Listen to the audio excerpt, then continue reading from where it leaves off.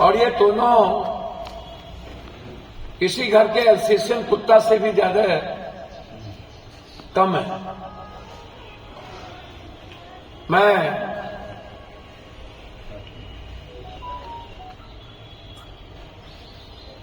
इन तीनों की मदद व्यक्तिगत पारिवारिक भी किया।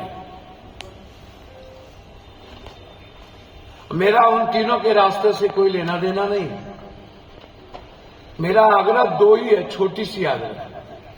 आप में हिम्मत बहुत है, ताकत भी है, आपने बहुत लूट के कमा भी लिया है। आप लोगों के पास कई बीघा जगह जमीन थी, वो भी लोगों को पता है। और आप किस गाड़ी पर चलते थे आज से 90 के दशक में, आपका खानदान, वो भी सबको पता है।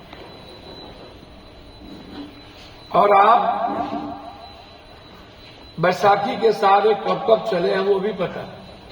और हमने तीनों को मदद की। एक प्रवक्ता जी को जो पटना बैठते हैं,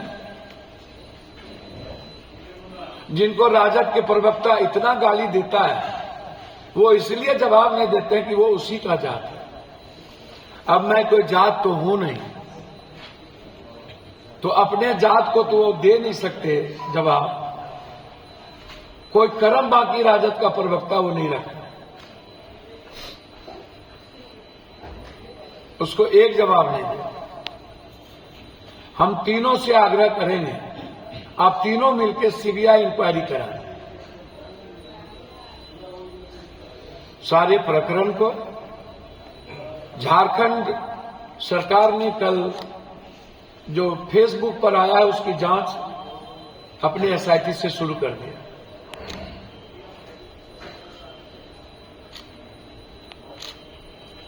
मेरा आग्रह है कि आप गाली गलौज ना करें।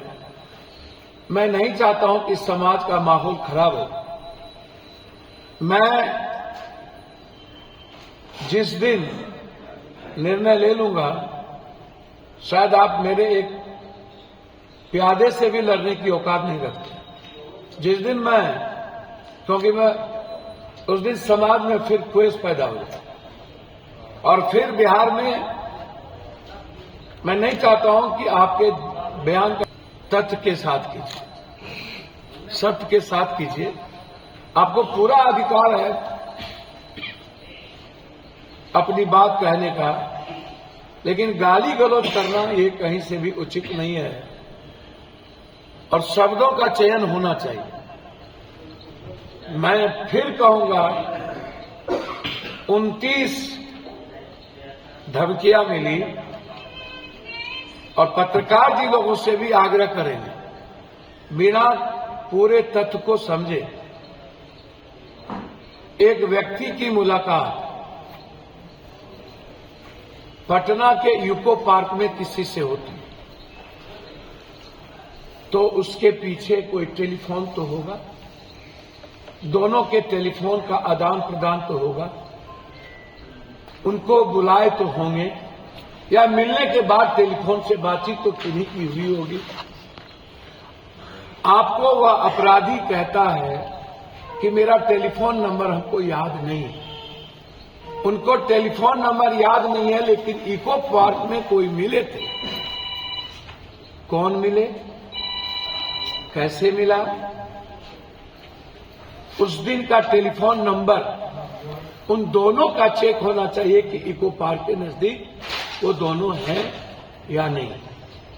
दूसरी चीज, उस दोनों का टेलीफोन नंबर का कॉल डिटेल बताना चाहिए कि वो कॉल डिटेल में कभी वार्ता हुई या नहीं।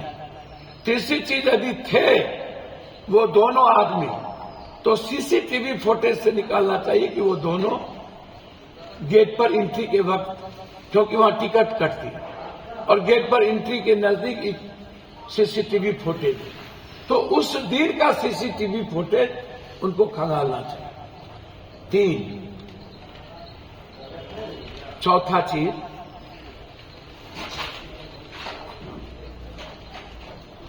धमकी का क्राइम का प्रसंग बाहर से बेल होना नहीं होता। आपने गलत तरीके से धमकी सीरियस मामला हो। मैंने उस दिन भी कहा कि हेमंत साही को जब गोली लगी थी तो पुलिस ने कहा मजाक कर और 2 घंटे के अंदर उनकी मृत्यु हो गई। तो सरकार ने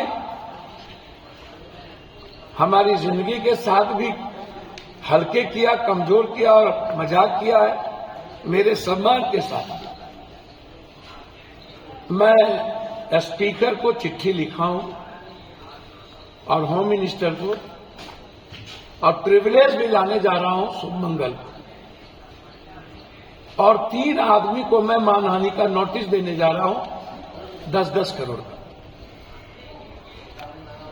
कि जिस तरीके से आधार हाई कोर्ट के द्वारा, और हाई कोर्ट में 3 बहस हो चुकी है इस प्रकरण की, अगले शुक्रवार को पूरी बहस होनी है, और हाई कोर्ट में मैं सीबीआई इंक्वायरी की मांग के लिए फाइल कर चुका हूं। 3 व्यक्ति जिनका इस प्रकरण से कोई मतलब नहीं है, एक प्रवक्ता है, एक मिनिस्टर है और एक भाग्य के कारण कभी जनप्रतिनिधि बन गए थे। किस्मत साथ दिया होगा और हमारे ही लोगों के चलते वो जनप्रतिनिधि बन गए। तो उनकी असीम कृपा। ऐसे 3 लोगों पर मानहानि का मुकदमा करूंगा। लॉयर को मैंने सारे तथ्य दे दिए हैं। परसों भी हमारे मंत्री ने कहा कि टेंडर कर दिया हूं, जनवरी में उद्घाटन करने चलूंगा, शिलान्यास करने चलूंगा।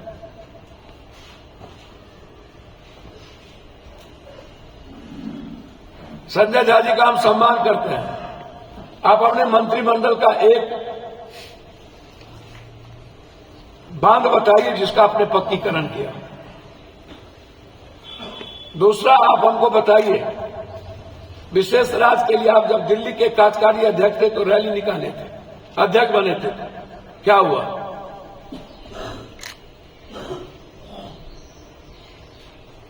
क्या सरकार अफसर के गुंडागर्दी पर चलती है?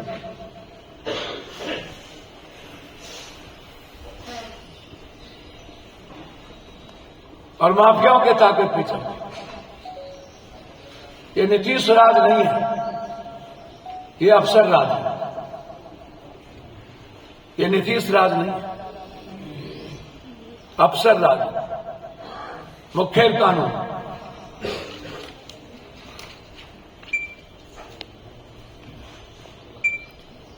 तीन आदमी को नेक सलाह देना चाहूंगा। एक मंत्री है जो हमेशा गाली गलौज करते हैं। बिहार में आपने मात्र एक एयरपोर्ट, वो भी महागठबंधन की सरकार की नीतिगत फाइल पर सिग्नेचर और ऑर्डर।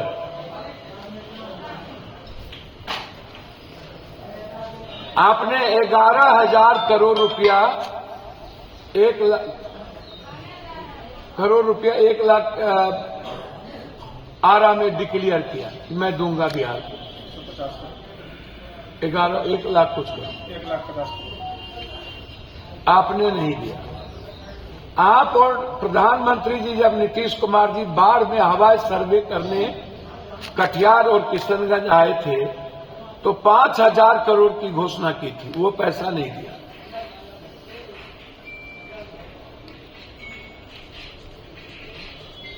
मिथिला, कोसी, सीमांचल में जो लोग कल यहां आए थे, सिंचाई मंत्री भी रह चुके, इन्होंने वादा किया था हर नदियों की मिट्टी, बालू, कंक्रीट को निकालने का और सभी गाइडलाइन के बाद बांध को पक्कीकरण करने का। 5% भी बांध पक्कीकरण नहीं हुआ और 1.2% भी गाइड बांध नहीं बना। और इन्होंने कहा था बांध टूट जाएगी तो मैं रिजनेशन दे दूंगा, राजनीति नहीं करूंगा। इस बार भी 7 बांध टूटे।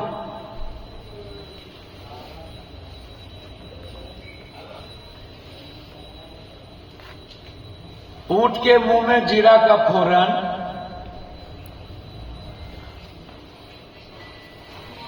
आप 2026 और 27 तक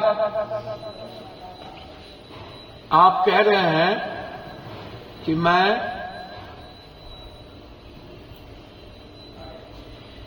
हाईडैम भीमनगर बैरेज का नवीनीकरण के लिए डीपीआर तैयार करेंगे।